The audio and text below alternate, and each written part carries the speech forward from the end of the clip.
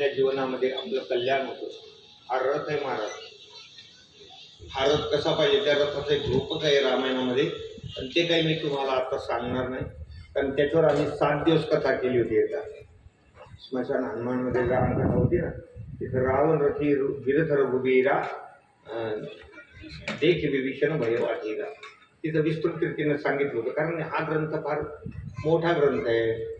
मागे सुद्धा आम्ही ते भगवान रामचंद्र प्रभूंची प्राणप्रतिष्ठा झाली अयोध्येला, त्यावेळेला गजानन कॉलनीमध्ये आम्ही फक्त उत्तरकांड सांगितलं होतं.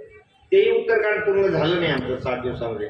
असा 2-2 घंट्याचा वेळ होता, रात्री 8 ते 10, पण उत्तरकांड काही परिपूर्ण झालं नाही.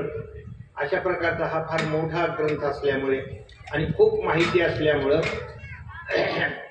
या ठिकाणी नंतर भगवंताला देवा ठिकाणी रथ पाठवलेला आहे. भगवानही रथारूढ झाले